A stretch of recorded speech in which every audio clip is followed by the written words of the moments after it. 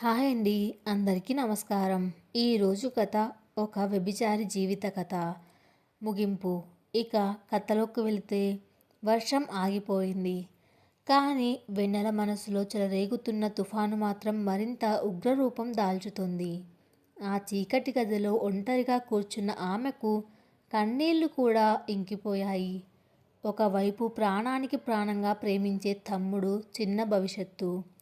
మరొక వైపు తన కోసం ప్రాణాలకు తెగించి రక్తపు ముద్దలా పడి ఉన్న సూర్య. ఈ ఇద్దరి ప్రాణాలు ఇప్పుడు ఆమె చేతుల్లో ఉన్నాయి. వారిని బతికించుకోవాలంటే తనను తాను పూర్తిగా చంపుకోవాలి. విక్రమ్ అనే మృగం వేసిన ఉచ్చులో స్వచ్ఛందంగా బందీ అవ్వాలి. ఆ రాత్రి ఆమె జీవితంలో అత్యంత సుదీర్ఘమైన రాత్రి. విక్రమ్ పెట్టిన షరతులు ఆమె చెవుల్లో మృత్యుఘోషలా ప్రతిధ్వనిస్తున్నాయి. నువ్వు నన్ను పెళ్లి చేసుకోవాలి. నా శత్రువుల గుట్టు లాగాలి. ఒక వేశ్యగా దేశాన్ని అమ్ముకోవడం కంటే ఒక రాక్షసుడికి భార్యగా నటించి ఇతరుల జీవితాలతో చెలగాటం ఆడటం ఆమెకు మరింత అసహ్యంగా అనిపించింది. కానీ కానీ తమ్ముడి నవ్వు ముఖం, సూర్య అమాయకపు చూపులు ఆమెను ఆత్మాహుతికి పురిగొల్పాయి. తెల్లవారింది. సూర్యకిరణాలు ఆ గెస్ట్ హౌస్ కిటికీల గుండా లోపలికి వస్తున్నాయి. కానీ వెన్నెల జీవితంలోకి మాత్రం శాశ్వతమైన చీకటిని మోసుకొచ్చాయి. గది తలుపులు తెరుచుకున్నాయి. విక్రమ్ లోపలికి వచ్చాడు. అతని ముఖంలో పైశాచిక ఆనందం తాండవిస్తోంది. ఏంటి నీ నిర్ణయం? సూర్య ప్రాణాలతో బయటకు వెళ్ళాలా, లేదా వాడి శవాన్ని మీ తమ్ముడి హాస్టల్ ముందు పడేయమంటావా అని అడిగాడు. వెన్నెల కళ్ళు మూసుకుని ఒక్క క్షణం మౌనంగా ఉండిపోయింది.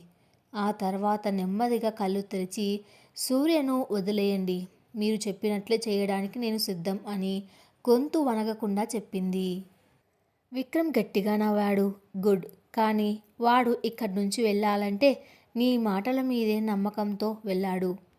నువ్వే స్వయంగా వెళ్ళి వాడిని ఈ పీడ వదిలించుకోమని చెప్పాలి. నువ్వు వాడిని మోసం చేశావని వాడు నమ్మాలి. అప్పుడే వాడు నీ నీడ కూడా చూడకుండా వెళ్ళిపోతాడు. వెన్నెలను సూర్యబందీగా ఉన్న గదిలోకి తీసుకువెళ్లారు. సూర్య చేతులు కట్టేసి ఉన్నాయి. ఒళ్ళంతా గాయాలు, ముఖం నిండా రక్తపు మరకలు. వెన్నెలను చూడగానే అతని కళ్ళల్లో ఒక తెలియని ఆశ. వెన్నెల, నీకేమీ కాలేదు కదా? ఈ మృగం నిన్ను ఏమీ చేయలేదు కదా అని ఆరాటంగా అడిగాడు. ఆ మాటకు వెన్నెల గుండె ముక్కలైపోయింది.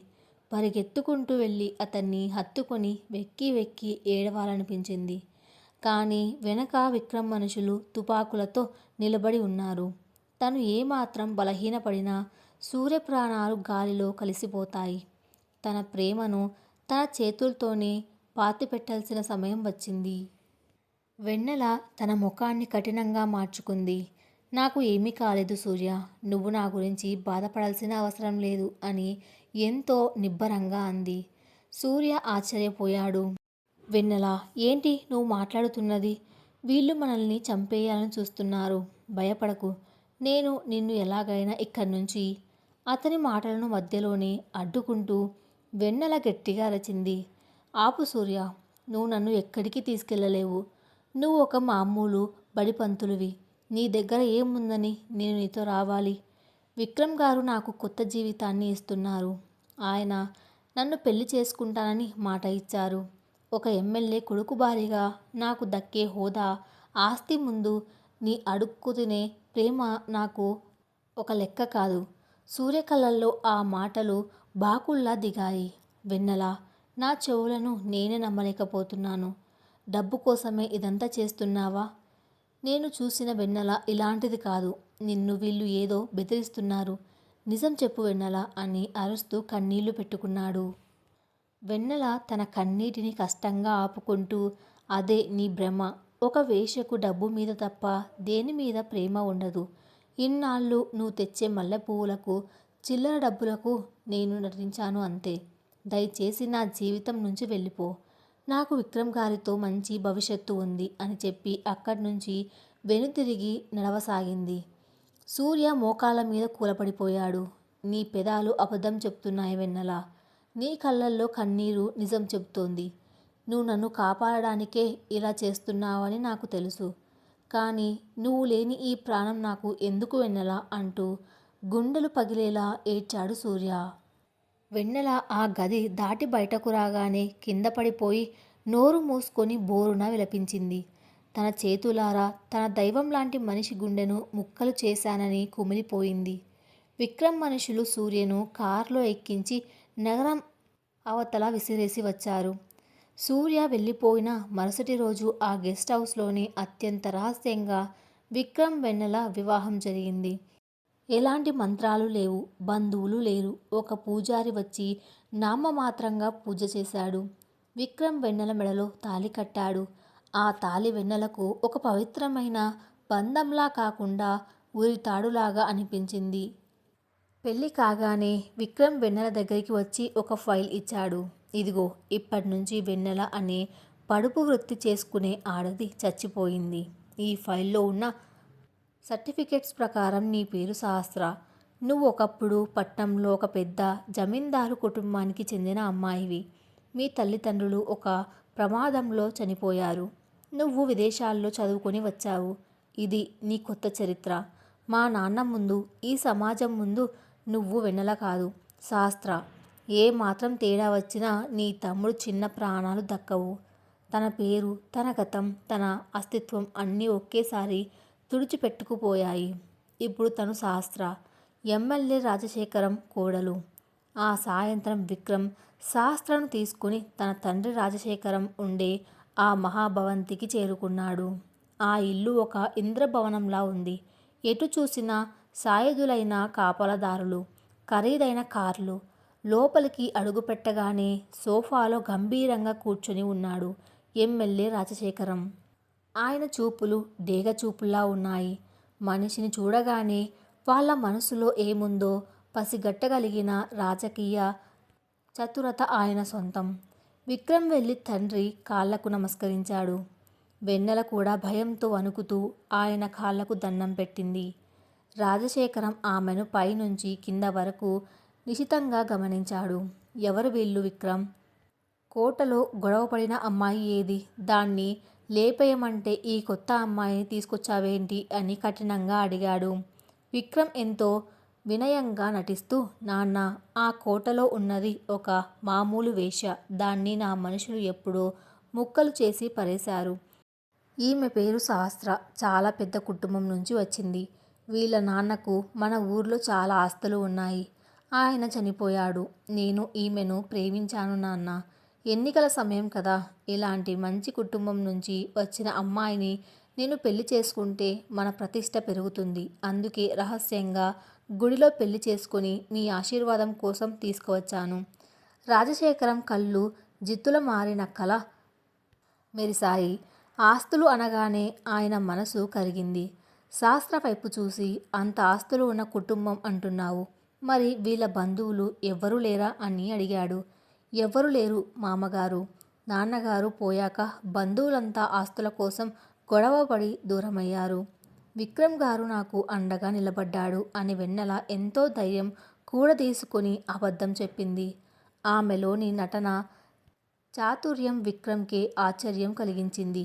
ఒక వేశ్యావాటికలో ఎంతోమంది మొగాళ్లను మభ్యపెట్టిన ఆమె అనుభవం ఇప్పుడు ఈ రాజకీయ చదరంగంలో ఆమెకు ఒక కవచంలా మారింది. రాజశేఖరం నమ్మాడు. సరే, ఎన్నికలయ్యేదాకా ఈ ఇంట్లోనే ఉండు. నా కొడుకు మీద ఏ చిన్న మచ్చపడినా నేను సహించను. ఈ రాజశేఖరం కోడలిగా ఎలా ఉండాలో నేర్చుకో అని చెప్పి లోపలికి వెళ్ళిపోయాడు. ఆ మహాభవనంలో సహస్రగా వెన్నెల ప్రయాణం మొదలైంది. పట్టు చీరలు, వజ్రాల నగలు, డజన్ల కొద్ది సేవకులు. ఒకప్పుడు పూట గడవడానికి దేహాన్ని అమ్ముకున్న ఆమెకు ఇప్పుడు కాలు కింద పెట్టకుండా సేవలు చేసేవాళ్ళు ఉన్నారు. కానీ ఆ స్వర్గం వెనక ఉన్న నరకం ఆమెకు మాత్రమే తెలుసు. రాత్రి అయితే చాలు విక్రమ్ ఒక రాక్షసుడిలా మారి ఆమెను చిత్రహింసలు పెట్టేవాడు.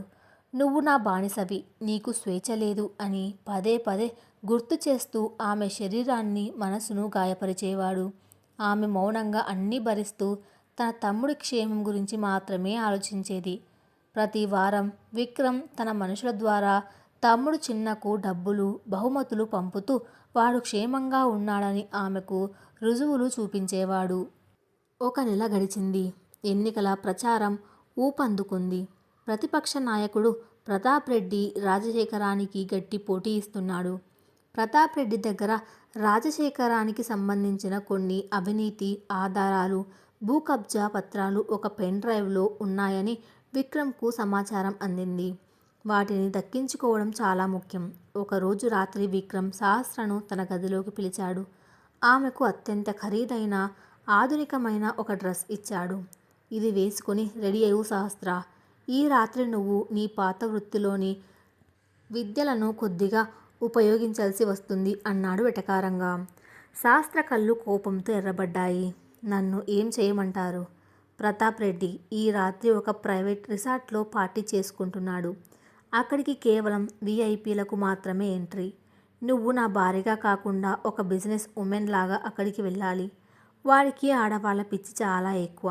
నువ్వు వాడిని నీ వలలో వేసుకుని వాడి పర్సనల్ ల్యాప్టాప్ బ్యాగ్లో ఉన్న ఆ రెడ్ కలర్ పెన్ డ్రైవ్ తీసుకురావాలి.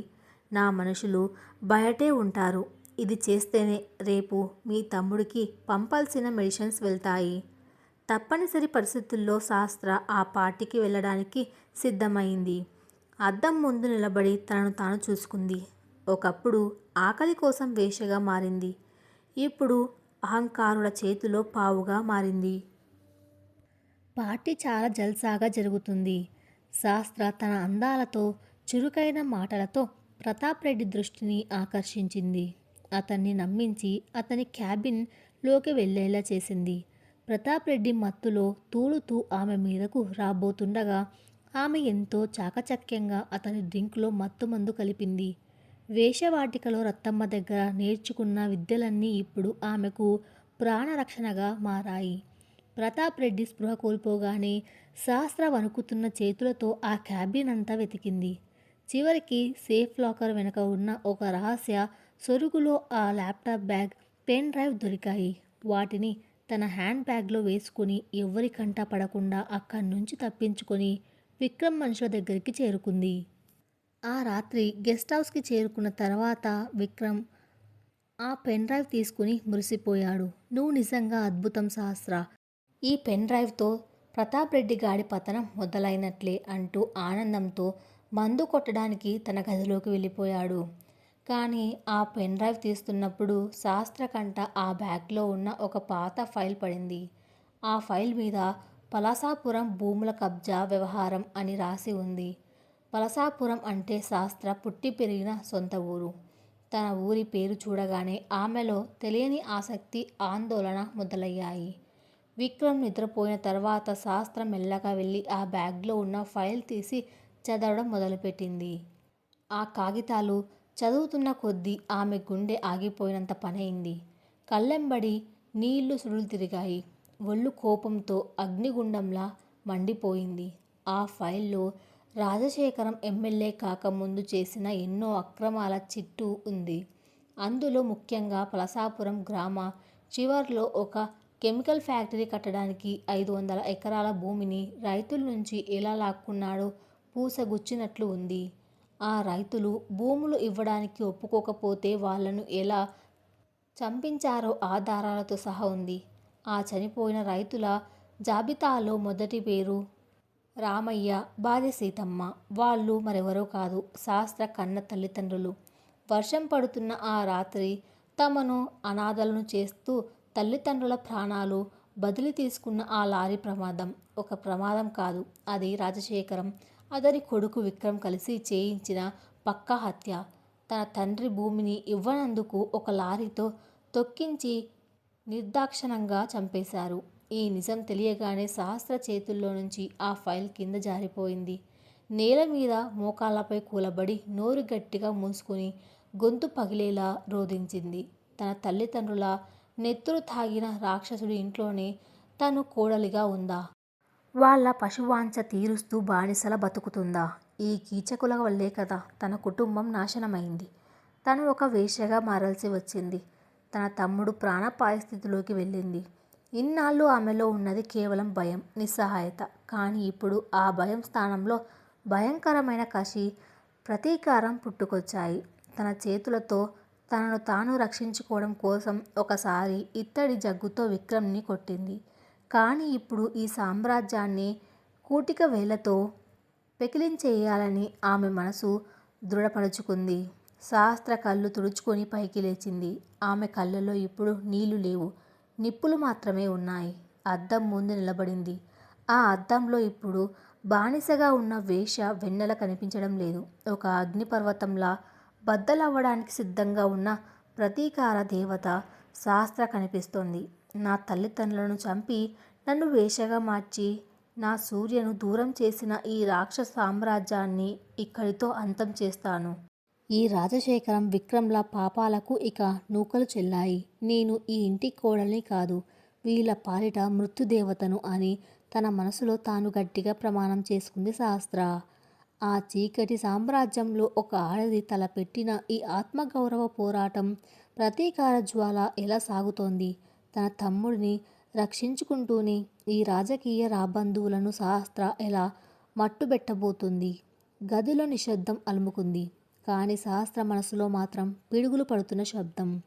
తన తల్లిదండ్రుల మరణానికి కారణమైన రాక్షసుల ఇంట్లోనే తాను కోడలిగా ఉండటం, తన సర్వస్వం దోచుకున్న వాళ్ళకే సేవలు చేయడం తలుచుకుంటే ఆమెకు తన మీద తనకే అసహ్యం వేసింది. ఆ రాత్రి ఆమె కంటి మీద కునుకు లేదు. కన్నీరు ఇంకిపోయి ఆ స్థానంలో భయంకరమైన కసి అగ్నిపర్వతంలా రగులుకుంటోంది. తన తమ్ముడిని కాపాడుకోవడానికి తాను ఒక వేశ్యగా మారితే ఇప్పుడు ఆ తమ్ముడికి తనకు అన్యాయం చేసిన ఈ వ్యవస్థ మీద పగ తీర్చుకోవడానికి ఒక ప్రతీకార దేవతగా మారాలని నిర్ణయించుకుంది. తెల్లవారింది. శాస్త్ర ముఖంలో నిన్నటి వరకు ఉన్న భయం, ఆందోళన ఇప్పుడు కనిపించడం లేదు. అద్దం ముందు నిలబడి ముఖానికి పౌడర్ రాసుకుంటూ ఒక స్థిరమైన నవ్వును పెదవులపై పులుముకుంది. ఇది వేశ్యవాటికలో రత్తమ్మ దగ్గర నేర్చుకున్న విద్యే. లోపల ఎంత బాధ ఉన్నా బయటకు మాత్రం కస్టమర్లను ఆకట్టుకునేలా నవ్వడం. ఇప్పుడు ఆమె ముందున్న కస్టమర్లు మామూలు వాళ్ళు కారు, రాజకీయ రాబందువులు. వాళ్లను మభ్యపెట్టాలంటే అంతకు మించిన గొప్ప నటన కావాలి. కింద డైనింగ్ టేబుల్ దగ్గర ఎమ్మెల్యే రాజశేఖరం, విక్రమ్ కూర్చొని బ్రేక్ఫాస్ట్ చేస్తున్నారు. శాస్త్ర ఎంతో వినయంగా నడుచుకుంటూ వెళ్ళి వాళ్లకు స్వయంగా వడ్డించడం మొదలుపెట్టింది. రాజశేఖరం ఆమె వైపు ఆశ్చర్యంగా చూశాడు. నిన్నటి వరకు భయంతో వణికిపోయిన అమ్మాయి ఈ రోజు ఇంత ప్రశాంతంగా ఒక బాధ్యత గల కోడలిగా ఎలా మారిపోయిందా అని అతనికి చిన్న అనుమానం వచ్చింది. ఏమ్మా శాస్త్ర, రాత్రి ప్రతాప్ రెడ్డి దగ్గర పెన్ డ్రైవ్ తీసుకురావడానికి చాలా భయపడ్డావు, కానీ ఆ పని చాలా పర్ఫెక్ట్గా చేశావు. నీ వల్ల మాకు పెద్ద గండం తప్పింది అన్నాడు రాజశేఖరం గంభీరంగా. శాస్త్ర తల దించుకొని ఎంతో అనువుగా నటిస్తూ, మీ కుటుంబ పరువు నిలబెట్టడం నా బాధ్యత మామయ్య గారు. విక్రమ్ గారు నాకు కొత్త జీవితాన్ని ఇచ్చారు. ఈ ఇంటి కోడలిగా నా ప్రాణం ఇచ్చైనా సరే మీ రుణం తీర్చుకుంటాను అంది. ఆమె మాటల్లో ఉన్న వినయం చూసి విక్రమ్ గర్వంగా నవ్వాడు. తన వలలో ఈ పక్షి పూర్తిగా చిక్కుకుందని, ఇక తను చెప్పినట్లు ఆడుతుందని వాడు భ్రమపడ్డాడు. కానీ వాళ్లకు తెలియని నిజం ఏమిటంటే ఆమె ఆ పెన్ డ్రైవ్ తీసుకురావడం ద్వారా తన ప్రాణాలకు సరిపడా ఆయుధాన్ని సంపాదించుకుందని. వాళ్ళు ఇచ్చిన భోజనం తింటూ వాళ్ళ గోతులు ఎలా తవ్వాలో ఆమె మెదడు వ్యూహాలు రచిస్తోంది. ప్రతీకారం తీర్చుకోవాలంటే కేవలం కోపం ఉంటే సరిపోదు, బలమైన ఆధారాలు కావాలి. రాజశేఖరం లాంటి పెద్ద నాయకుడిని చట్టం ముందు నిలబెట్టాలంటే ఆషామాషీ వ్యవహారం కాదు. పోలీసుల నుంచి జడ్జుల వరకు అందరూ వాడి జేబులో మనుషులే. అందుకే చట్టం ద్వారా కాకుండా వాడి సొంత మనుషుల ద్వారానో, లేదా వాడి ప్రతిష్టను బజారుకు లాగడం ద్వారానో వాడిని నాశనం చేయాలి. దానికి ఈ ఇంట్లోనే ఆధారాలు దొరుకుతాయని ఆమెకు తెలుసు. ఎన్నికలకు ఇంకా 15 రోజులు మాత్రమే సమయం ఉంది. రాజశేఖరం, విక్రమ్ ఎప్పుడూ పార్టీ మీటింగ్స్, ప్రచారాల్లో బిజీగా ఉంటున్నారు. ఇదే సరైన సమయం అనుకుంది శాస్త్ర. ఇంట్లో సేవకులు అందరూ తమ పనుల్లో ఉన్నప్పుడు ఆమె మెల్లగా రాజశేఖరం పర్సనల్ స్టడీ రూమ్ వైపు అడుగులు వేసింది. ఆ గదిలోకి ఎవ్వరికీ ప్రవేశం లేదు. కానీ శాస్త్ర ఇప్పుడు ఆ ఇంటి కోడలు. పైగా విక్రమ్ ఆమెను పూర్తిగా నమ్ముతున్నాడు కాబట్టి సెక్యూరిటీ గార్డులు ఆమెను ఆపలేదు. మామయ్య గారికి ఒక ముఖ్యమైన ఫైల్ కావాలట అని అబద్ధం చెప్పి లోపలికి వెళ్ళి గడియ పెట్టుకుంది. గదిలో ఎటు చూసినా రాజశేఖరం రాజకీయ ప్రస్థానానికి సంబంధించిన ఫోటోలు ఉన్నాయి. ఒక మూల పెద్ద సెక్యూరిటీ లాకర్ ఉంది. విక్రమ్ ఆ లాకర్ ఎలా తెరుస్తాడో ఆమె ఒకసారి చాటుగా గమనించింది. వణుకుతున్న చేతులతో పాస్వర్డ్ ఎంటర్ చేసింది. క్లిక్, లాకర్ తెరుచుకుంది. అందులో గుట్టలు గుట్టలుగా డబ్బు, బంగారు బిస్కెట్లు ఉన్నాయి. కానీ శాస్త్ర కళ్ళు వాటిని వెతకడం లేదు. ఆ లాకర్ అడుగు భాగంలో ఉన్న ఎర్రటి డైరీల మీద ఆమె దృష్టి పడింది. వాటిని తీసి పేజీలు తిరగేసింది. అందులో రాజశేఖరం చేసిన ప్రతి చీకటి వ్యాపారం, ఎన్నికల కోసం పంచడానికి దాచిన వందల కోట్ల రూపాయల హవాలా డబ్బు వివరాలు, ప్రత్యర్థులను అంతం చేయడానికి వాడిన రౌడీల పేర్లు అన్నీ స్పష్టంగా రాసి ఉన్నాయి. అందులోనే పలాసపురం భూముల కబ్జా కోసం తన తల్లిదండ్రులను ఎలా చంపించారో రాసి ఉన్న మరో కాగితం కూడా దొరికింది. శాస్త్ర తన ఫోన్ తీసి ఆ డైరీలోని ముఖ్యమైన పేజీలన్నిటినీ ఫోటోలు తీసుకుంది. క్షణక్షణం ఆమె గుండె వేగం పెరుగుతుంది. ఏ క్షణంలోనైనా తలుపులు తెరుచుకొని రాజశేఖరం లోపలికి వస్తాడేమో అన్న భయం. అంతా పూర్తయ్యాక లాకర్ మూసేసి ఏమీ ఎరగనట్లుగా గదిలో నుంచి బయటకు వచ్చేసింది. ఆధారాలు దొరికాయి. కానీ వాటిని బయటకు ఎలా పంపాలి? తనకంటూ ఈ లోకంలో ఎవ్వరూ లేరు. తమ్ముడు హాస్టల్లో ఉన్నాడు. వాడిని ఈ ప్రమాదంలోకి లాక్కూడదు. అప్పుడే ఆమెకు సూర్య గుర్తొచ్చాడు. తను ప్రాణంగా ప్రేమించినవాడు, తన వల్ల రాక్షసుల చేతిలో తన్నులు తిన్నవాడు. తన మనసులో ఉన్న నిజం తెలిస్తే సూర్య ఖచ్చితంగా తనకు సాయం చేస్తాడని ఆమె మనసు చెబుతోంది. మరుసటి రోజు ఉదయం శాస్త్ర విక్రమ్ దగ్గరికి వెళ్ళింది.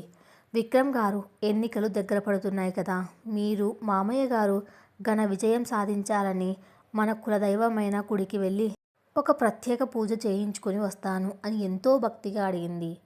విక్రమ్ ఆమె నటనకు మురిసిపోయాడు. సరే శాస్త్ర, కానీ ఒంటరిగా వద్దు, నలుగురు గార్డ్స్ నీతో వస్తారు అని పంపించాడు. శాస్త్ర గుడికి చేరుకుంది. ఆమెతో పాటు కారులో వచ్చిన గార్డ్స్ గుడి బయట కాపలా ఉన్నారు. లోపల పూజ జరుగుతుండగా శాస్త్ర కళ్ళు సూర్య కోసం వెతుకుతున్నాయి.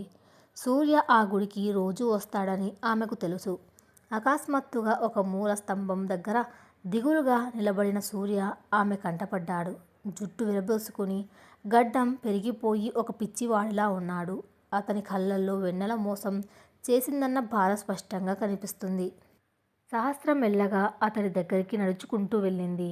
గార్డ్స్ దూరంగా ఉన్నారు కాబట్టి వాళ్లకు వీళ్ళ మాటలు వినిపించవు. సూర్య అని మెల్లగా పిలిచింది. సూర్య ఆమెను చూడగానే ఒక అడుగు వెనక్కి వేశాడు. ఎందుకు వచ్చావు వెన్నెల? నన్ను ఇంకా ఏడిపించడానికా? ఎమ్మెల్యే గారి కోడలికి నా బోటి పేదవాడితో ఏం పని అని కోపంగా అసహ్యంగా అన్నాడు. శాస్త్ర కళ్ళల్లో నుంచి నీళ్లు ఉబికి వచ్చాయి. తన చేతిలో ఉన్న ప్రసాదం బుట్టను సూర్య చేతిలో పెడుతూ, నన్ను క్షమించు సూర్య. ఆ రోజు నీ ప్రాణాలు కాపాడడం కోసమే నేను అలా నాటకం ఆడాను. నేను మోసగత్తను కాను. నేను ఒక బందీని. నా జీవితం ఒక అగ్నిగుండం. ఈ ప్రసాదం బుట్టలో అడుగున నా ఫోన్ ఉంది. అందులో ఉన్న ఆధారాలు చూడు. ఆ రాక్షసులు కేవలం నన్ను వేశ్యగా మార్చడమే కాదు, నా తల్లిదండ్రులను చంపిన హంతకులు. వాళ్లను నాశనం చేయడానికి నేను శాస్త్రగా ఈ ఇంట్లో పాతుకుపోయాను. నాకు ఈ యుద్ధంలో నీ సాయం కావాలి అని వేగంగా చెప్పి అక్కడి నుంచి పరిగెత్తింది. సూర్య ఆ ప్రసాదం బుట్ట తీసుకొని అవాక్కయ్యాడు. తన వెన్నెల తనను మోసం చేయలేదన్న నిజం తెలిసేసరికి అతని ప్రాణం లేచి వచ్చింది. ఆమె ఒక అబల కాదు, ఒక రణచండిగా మారిందని అర్థమైంది. ఇంటికి వెళ్ళి ఆ ఫోన్లో ఉన్న ఆధారాలు చూసిన సూర్య రక్తం కూడా మరిగిపోయింది. వెన్నెల కోసం, ఆమె పోరాటం కోసం తన ప్రాణాలైనా అర్పించాలని నిర్ణయించుకున్నాడు. సూర్యకు మీడియాలో, పోలీసు శాఖలో కొంతమంది నిజాయితీపరులైన స్నేహితులు ఉన్నారు. వాళ్ళ ద్వారా రాజశేఖరం సామ్రాజ్యాన్ని బయట నుంచి కూల్చడానికి సూర్య వ్యూహరచన మొదలుపెట్టాడు. వెన్నెల అప్పుడప్పుడు గుడికి వచ్చినప్పుడు లేదా ఆన్లైన్లో దొంగ పేర్లతో సృష్టించిన ఈమెయిల్స్ ద్వారా సూర్యతో సమాచారం పంచుకునేది. ఇద్దరూ కలిసి రాజశేఖరాన్ని ఉచ్చులోకి లాగడానికి ఒక మాస్టర్ ప్లాన్ వేశారు. ఎన్నికలకు సరిగ్గా 5 రోజులు ఉంది. రాజశేఖరం ఇంట్లో విపరీతమైన టెన్షన్. ఓటర్లకు పంచడానికి సుమారు 500 కోట్ల రూపాయల బ్లాక్ మనీ సిద్ధంగా ఉంది. కానీ ఆ డబ్బును వివిధ నియోజకవర్గాలకు తరలించడం ఇప్పుడు పెద్ద సమస్యగా మారింది.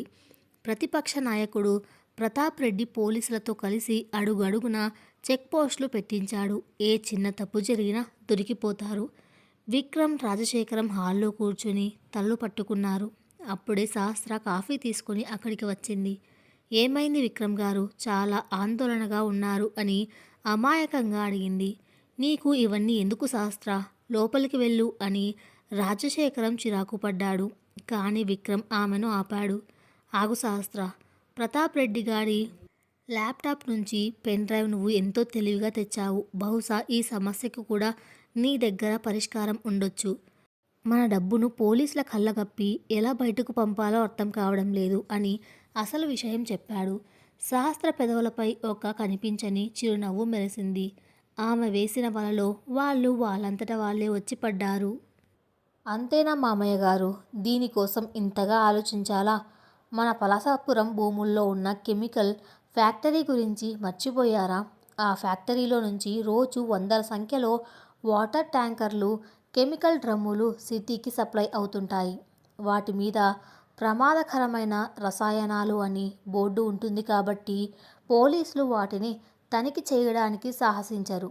డబ్బును డ్రమ్ముల్లో ప్యాక్ చేసి ఆ ట్యాంకర్ల ద్వారా పంపిద్దాం. నేను స్వయంగా అక్కడికి వెళ్ళి ఆ ప్యాకింగ్ దగ్గరుండి చూసుకుంటాను. ఎవ్వరికీ ఏ అనుమానం రాదు అని ఎంతో తెలివిగా చెప్పింది.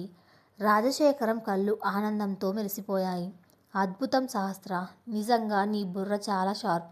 నా కొడుకు సరైన అమ్మాయినే పెళ్లి చేసుకున్నాడు.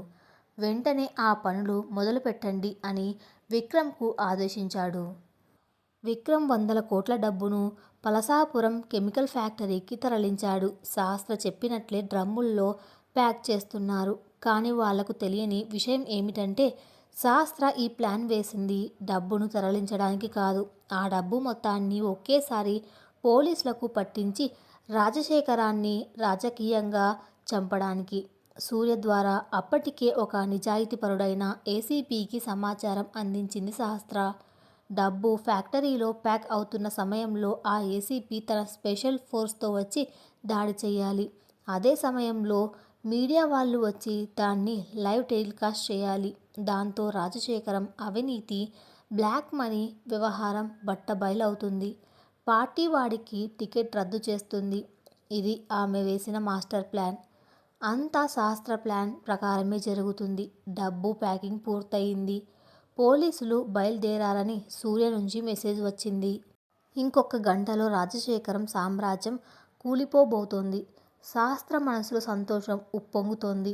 అమ్మ నాన్న, మీ చావుకు కారణమైన ఈ రాక్షసులను నాశనం చేసే సమయం వచ్చింది అని మనసులో అనుకుంది. కానీ విధి ఎప్పుడూ ఒకేలా ఉండరు. రాజకీయాల్లో తలలు పండిన రాజశేఖరం అంత సులువుగా ఎలా మోసపోతాడు? ఫ్యాక్టరీలో సహస్ర ఒంటరిగా నిలబడి ఉండగా అకస్మాత్తుగా వెనక నుంచి 4 కార్లు వేగంగా వచ్చి బ్రేకులు వేసుకుని ఆగాయి. అందులో నుంచి రాజశేఖరం, విక్రమ్ దిగారు. వాళ్ళ ముఖాల్లో కోపం కట్టలు తెంచుకుంటోంది. విక్రమ్ చేతిలో తుపాకీ ఉంది. సహస్రకు ఏమీ అర్థం కాలేదు. ఏమైంది మామయ్య గారు, మీరెందుకు ఇక్కడికి వచ్చారు అని అడిగింది. రాజశేఖరం గట్టిగా నవ్వుతూ ముందుకు వచ్చాడు. చాలా బాగా నటించావే ముండా. నీ నాటకం నమ్మేసి నా ప్రాణాన్ని నీ చేతిలో పెట్టాననుకుంటున్నావా? నా లాకర్ తెరిచి డాక్యుమెంట్స్ ఫోటోలు తీసి ఆ మాస్టర్ గాడికి పంపుతావా? ఈ రాజశేఖరం కళ్ళు కప్పి నా పీక కొయ్యాలని చూస్తావా అని గర్జించాడు. శాస్త్ర గుండె జారిపోయింది. తన ప్లాన్ వాళ్లకు ఎలా తెలిసింది? నీకు ఆశ్చర్యంగా ఉందా వెన్నెలా? అవును, నువ్వు శాస్త్రవి కాదు. నా చేతిలో చచ్చిన ఆ రామయ్య కూతురు వెన్నెలవని నాకు ఏనాడు తెలుసు. నేను నా లాకర్కు ఒక సీక్రెట్ కెమెరా అమర్చాను. నువ్వు అందులో ఫైల్స్, ఫోటోలు తీస్తున్నప్పుడే నాకు తెలిసిపోయింది. కానీ నీ ప్లాన్ ఏంటో పూర్తిగా తెలుసుకోవడానికే ఇన్ని రోజులు ఆగాను. నా డబ్బు పోలీసులు పట్టుకుంటే నేను నాశనమవుతాను అనుకున్నావా? ఇక్కడ ఉన్నది డబ్బు కాదు, ఒట్టి కాగితాలు. అసలు డబ్బు ఎప్పుడో వేరే దారిలో చేరాల్సిన చోటికి చేరిపోయింది. నువ్వు ఏసీపీకి ఇచ్చిన సమాచారం అంతా ట్రాప్. ఇంకొద్దిసేపట్లో ఆ ఏసీపీ ఇక్కడికి వస్తాడు. కానీ డబ్బు దొరకదు, నీ శవం మాత్రమే దొరుకుతుంది అని క్రూరంగా అన్నాడు రాజశేఖరం. శాస్త్ర నిస్సహాయంగా నిలబడిపోయింది. తను వేసిన వలలో తానే చిక్కుకున్నానని అర్థమైంది. విక్రమ్ తుపాకీ గురిపెట్టి ఆమె వైపు వస్తున్నాడు. నిన్ను నా భార్యగా చేసుకొని ఈ ఇంట్లో స్థానం ఇస్తే నాకే వెన్నుపోటు పొడుస్తావే? నిన్ను ఇప్పుడు ఈ కెమికల్ ట్యాంకర్లు వేసి కరిగిస్తాను అని విక్రమ్ కోపంగా అరిచాడు. శాస్త్ర కళల్లో ఇప్పుడు భయం లేదు. చావు ఆమెకు కొత్త కాదు. నన్ను చంపండి రాక్షసుల్లారా, కానీ ఒక నిజం గుర్తుపెట్టుకోండి. నన్ను చంపిన ఈరోజు నా చేతిలో మీ పతనం ఖాయం. నా సూర్య మీ బండారాలన్నీ బయట పెడతాడు అని ధైర్యంగా నిలబడింది. రాజశేఖరం వికృతంగా నవ్వాడు. సూర్యనా? ఆ మాస్టర్ గాడు ఏమైనా పీకుతాడని వాడి మీద ఆశ పెట్టుకున్నావా? వాడిని ఎప్పుడో నా మనుషులు లేపేశారు. ఆ మాట వినగానే శాస్త్ర ప్రపంచం శూన్యమైంది. సూర్య చనిపోయాడా? నా కోసం తను ప్రాణాలు వదిలాడా అని కుమిలిపోయింది. ఇక తనకు బతకాలని లేదు అనుకుంది. కానీ అప్పుడే రాజశేఖరం తన అసలు రాక్షసత్వాన్ని బయటపెట్టాడు. వాడు ఒక్కడే కాదు, నీకోసం ఇంకొక సర్ప్రైజ్ కూడా తెచ్చాను అంటూ తన కారు డిక్కీ వైపు సైగ చేశాడు. గార్డ్స్ వెళ్ళి కారు డిక్కీ తెరిచారు. అందులో కాళ్ళు చేతులు కట్టేసి నోటికి గుడ్డ కట్టి భయంతో వణికిపోతున్న ఒక 12 ఏళ్ల కుర్రాడిని బయటకు లాక్కొచ్చారు. వాడు ఇంకెవరో కాదు, శాస్త్ర ప్రాణానికి ప్రాణమైన తమ్ముడు చిన్న. అక్క అని వాడు ఏడుస్తున్న తీరు చూసి శాస్త్ర గుండె ఆగిపోయినంత పనైంది. నా అడ్డు తొలగించుకోవడానికి ఇదంతా చేశావు కదా వెన్నెల. ఇప్పుడు చూడు, ముందు నీ కళ్ళ ముందే నీ తమ్ముడిని ముక్కలు ముక్కలుగా నరుకుతాను. ఆ తర్వాత నిన్ను చంపుతాను. దానికి ముందు నీ తమ్ముడికి ఒక నిజం చెప్పాలి. తన అక్క ఒక పడుపు వృత్తి చేసుకునే వేశ్య అని. విక్రమ్ భయంకరంగా నవ్వాడు. తమ్ముడి ప్రాణాలు గాల్లో దీపంలా మారాయి. సూర్య చనిపోయాడన్న వార్త ఆమెను కుంగదీసింది. రాజశేఖరం, విక్రమ్ల తుపాకీల కింద శాస్త్ర చిన్న బందీలుగా ఉన్నారు. ఇప్పుడు శాస్త్ర ఏం చేయబోతుంది? తన తమ్ముడిని ఆ రాక్షసుల బారి నుంచి ఎలా కాపాడుకోగలదు? చనిపోయాడనుకున్న సూర్య నిజంగానే చనిపోయాడా, లేక ఇది రాజశేఖరం ఆడుతున్న మైండ్ గేమా? కెమికల్ ఫ్యాక్టరీ ప్రాంగణం మృత్యువుకు వేదికలా మారింది. ఒకవైపు ప్రాణానికి ప్రాణమైన తమ్ముడు చిన్న, విక్రమ్ గురిపెట్టిన తుపాకీ నీడలో వణుకుతున్నాడు. మరొక వైపు రాజశేఖరం అహంకారపు నవ్వులు. వెన్నెల కళ్ళల్లో నిస్సహాయత లేదు, ఒక భయంకరమైన నిశ్శబ్దం ఉంది. ఆ నిశ్శబ్దం ఒక మహా తుఫానుకు సంకేతం. ఏంటే అలా చూస్తున్నావు? నీ తమ్ముడు ప్రాణాలు నా వేలి చివర ఉన్నాయి. నువ్వు తీసిన ఫోటోలు, ఆధారాలు ఎక్కడ ఉన్నాయో ఇప్పుడే చెప్పు, లేదంటే వీడి తల మీద నీ మెదడు చిందుతుంది అని విక్రమ్ గర్జించాడు. వెన్నెల మెల్లగా ముందుకు అడుగులు వేసింది. విక్రమ్, నా తమ్ముడిని వదిలే. వాడు ఏ పాపమూ చేయలేదు. నీకు కావలసిన ఆధారాలు నా దగ్గర లేవు. అవి అప్పటికే క్లౌడ్ స్టోరేజ్లో ఉన్నాయి. నేను చనిపోతే అవి ఆటోమేటిక్గా ప్రెస్కి, పోలీస్ హెడ్ క్వార్టర్స్కి వెళ్తాయి. నన్ను చంపినా నీ పతనం ఆగదు అని స్థిరంగా చెప్పింది. రాజశేఖరం కోపంతో ఊగిపోయాడు. రే విక్రమ్, వీళ్ళిద్దరిని లేపే, సాక్ష్యం లేకుండా చేద్దాం అని ఆదేశించాడు. విక్రమ్ తుపాకీ లోడ్ చేశాడు. ట్రిగ్గర్ నొక్కబోతున్న ఆ క్షణంలో అకస్మాత్తుగా ఫ్యాక్టరీ వెనక వైపు నుంచి పెద్ద శబ్దంతో వేలుడు సంభవించింది.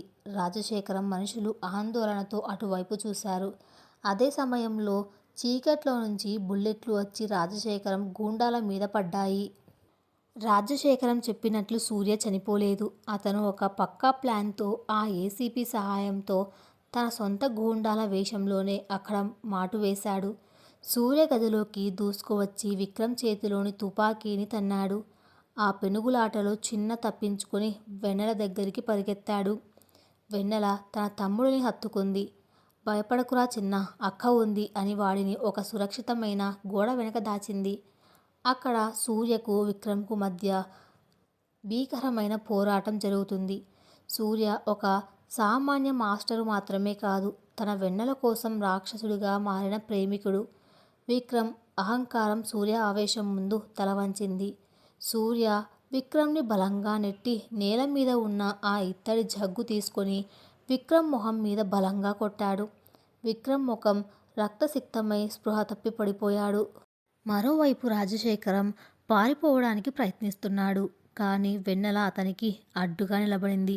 ఎక్కడికి రాజశేఖరం? నా తల్లిదండ్రుల ప్రాణాలు తీసి 100ల మంది రైతుల జీవితాలను నాశనం చేసి ఒక పచ్చని ఆడపిల్ల బతుకును వేశ్యావాటికకు అమ్మేసిన నువ్వు ఇంత సులువుగా పారిపోతావనుకున్నావా అని గర్జించింది. రాజశేఖరం తన జేబులో నుంచి చిన్న కత్తి తీసి వెన్నెల మీదకు దూకాడు. కానీ వెన్నెల వెనక్కి తగ్గి పక్కనే ఉన్న ఒక కెమికల్ పైపును లాగింది. ఆ పైపు నుంచి వేడి ఆవిరి రాజశేఖరం ముఖం మీద పడింది. అతను నొప్పితో కేకలు పెడుతూ వెనక్కి తూలాడు. సరిగ్గా అదే సమయంలో ఏసీపీ తన బలగంతో అక్కడికి చేరుకున్నాడు. రాజశేఖరం, విక్రమ్లను పోలీసులు అరెస్ట్ చేశారు. రాజశేఖరం దాచిన డైరీ ఆధారంగా అతని అక్రమ ఆస్తులు, హవాలా సొమ్ము మరియు పలాసపురం హత్యల కేసులు అన్నీ బయటపడ్డాయి.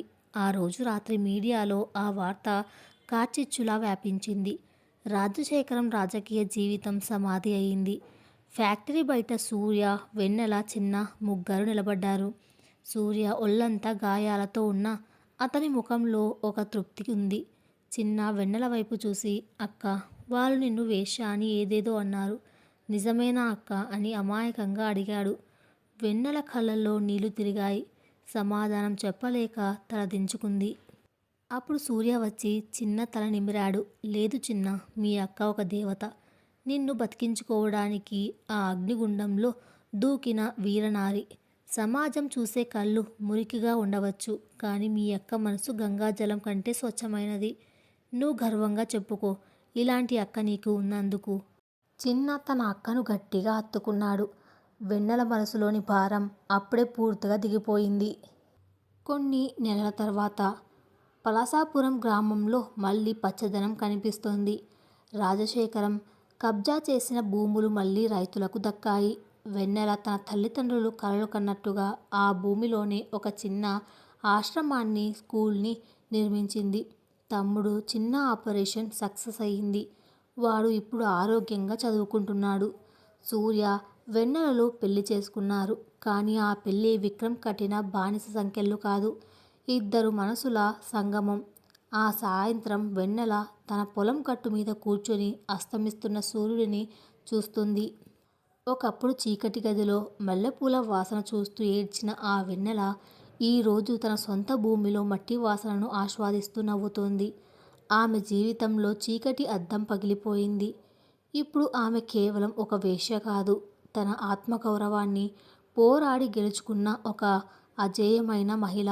ఆమె చేతిలోని పుస్తకం మీద సూర్య రాసిన వాక్యం మెరుస్తోంది. చీకటి ఎంత గాఢంగా ఉన్నా ఒక చిన్న వెలుగు చాలు దాన్ని పారద్రోలడానికి. నీ సహనం ఆ వెలుగు, నీ పోరాటం ఆ వెన్నెల. సమాప్తం. Thanks for listening.